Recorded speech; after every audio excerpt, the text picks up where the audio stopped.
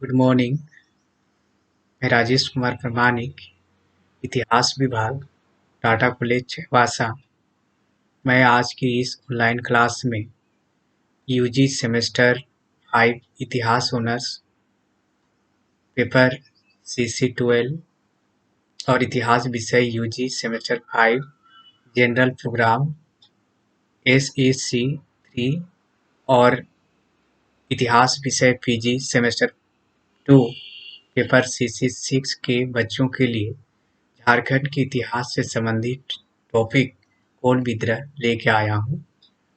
ये कोल विद्रोह से संबंधित बातें मैं पिछले वीडियो में भी शेयर कर चुका हूँ और उस वीडियो में कोल विद्रोह से संबंधित जो बातें मेरी छूटी हुई थी उससे मैं आज इस वीडियो के माध्यम से पूरा करने जा रहा हूँ। जैसा कि कोल विद्रोह की शुरुआत 1831-32 ईस्वी में हुई थी और झारखंड के आदिवासी जनजातियों के विद्रोहों के इतिहास में इसका काफी महत्वपूर्ण स्थान है। यह विद्रोह मूल रूप से छोटा नागपुर खास, पलामू और सिंहभूम इत्यादि क्षेत्रों में फैली हुई थी और इस विद्रोह में इन क्षेत्रों के आदिवासी हो जनजातियों ने, लड़का कोल जनजातियों ने समान रूप से भाग लिए थे और अंग्रेजी शोषण से मुक्ति का मुहिम चलाई थी। जैसे कि पलामू के जनजातियों की इसमें शामिल होने का कारण यह था कि यहाँ पर उस समय आदिवासी जनजातियाँ विदेशी शासकों के शोषण से मुक्ति चाहते थे। यहाँ के किसान, यहाँ के छोटे जागीरदार जनजातियों की तरह ही विदेशी शासकों से कई शिकायतें थी। इसलिए ये लोग एक समय की तलाश में थे और यह समय 1831-32 ईस्वी में इन्हें मिला और कंपनी सरकार के विरुद्ध उठ खड़े हुए।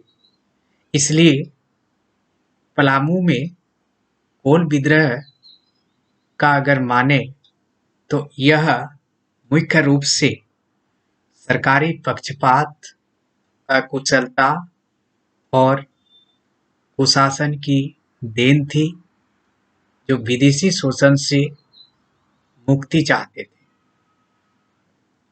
इस तरह से सिंहभूम के लड़का कोल जनजातियों इसमें शामिल हुए और इस विद्रोह में शामिल होने का मुख्य कारण यह था कि उनकी स्त्रियों के साथ एवं आदिवासी ठेकेदारों का दुर्व्यवहार। अतः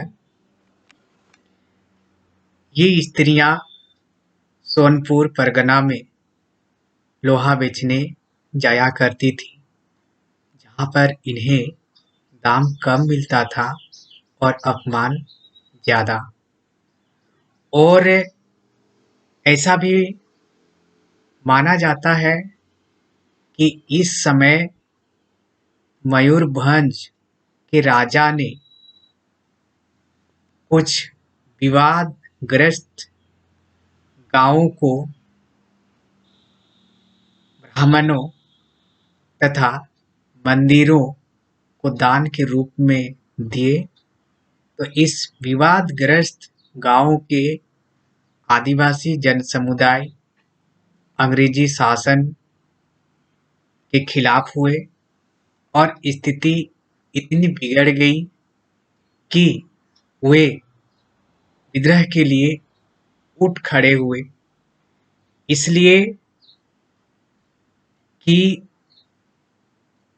अंग्रेजी शोषण से मुक्ति न केवल आदिवासी बल्कि गैर आदिवासी जनसमुदाय भी तत्कालीन समय में शोषण से मुक्ति चाहते थे और तत्कालीन मराठ राजा की दुर्बलता के कारण भी ये लड़ाका कोल जनजाति विद्रोह का बिगुल फूंका और यहाँ के कोलों ने 1832-33 ईस्वी में छोटानागपुर खास तथा अन्य सीमावर्ती क्षेत्रों में कई हमले कर दिए।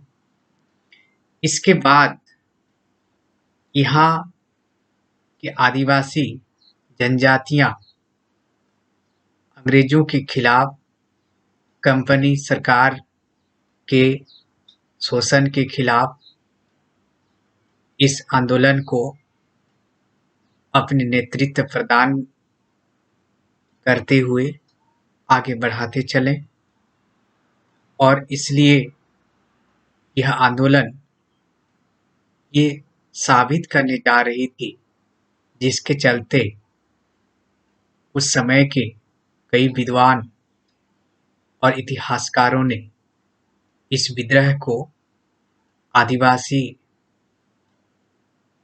स्वतंत्रता की लड़ाई की संज्ञा दी है। और जैसा कि चार्ल्स मेटकाफ ने भी इस आदिवासी स्वतंत्रता की लड़ाई की संज्ञा को स्वीकार किया है। इस समय आदिवासी के द्वारा इस विद्रोह में जो ज्वलंत भागीदारी अपनाया गया, इससे अंग्रेज लोग ये महसूस करने लगे कि हमारा शासन की समाप्ति का समय आ चुका है और माना जाए तो हजारीबाग में सैनिकों की कमी और बंगाल में हुए विद्रोहों की सफलता से भी छोटानागपुर के आदिवासियों को काफी प्रोत्साहित किया। लेकिन विद्रोह के लिए सभी आवश्यक कारण मौजूद थे। आवश्यकता इस बात की थी कि कोई ऐसे कारण हो जो इस विद्रोह के तत्कालीन कारण के रूप में सिद्ध हो जाए। इस तरह से परगना सोनपुर की घटना इस विद्रोह के तात्कालिक कारण के रूप में सिद्ध हुई। सबसे बड़ी बात तो यह है कि सोनपुर के सिंगराई मानकी के 12 गांवों को सिखों को दे दिए गए और इन सिखों के द्वारा उसकी 2 बहनों के साथ दुर्व्यवहार किया गया। इसी तरह सिंहभूम के सूर्या मुंडा की स्त्री के साथ मुसलमानों ने दुर्व्यवहार किया था और इस तरह आदिवासी तमाड़ के लंका गांव में एकत्रित हुए और विद्रोह के झंडे खड़े कर दिए। घृणित घटनाओं के अलावे इस समय और भी एक घटना सामने आई, जैसा कि बनगांव के बिंद्राई मानकी पुलिसिया बर्बरता का शिकार था। इस समय छोटे पुलिस अधिकारियों के द्वारा दुर्व्यवहार किए जाते थे और बनगांव का बिंद्राई मानकी के स्त्री के साथ सिपाहियों द्वारा दुर्व्यवहार किया गया था। इस तरह माना जाए तो कोल विद्रोह व्यापक असंतोष की चरम सीमा ही नहीं थी, बल्कि यह विद्रोह छोटानागपुर के आदिवासियों के लिए स्वतंत्रता संग्राम के युद्ध के रूप में था। निसंदेह कोल विद्रोह के परिणाम स्वरूप जहां एक और सरकार सुधारात्मक प्रवृत्ति अपनाने के लिए विवश हुई, वहीं दूसरी ओर सरकार के नियंत्रण में भी वृद्धि हुई। Thank you. नेक्स्ट क्लास में फिर मिलेंगे।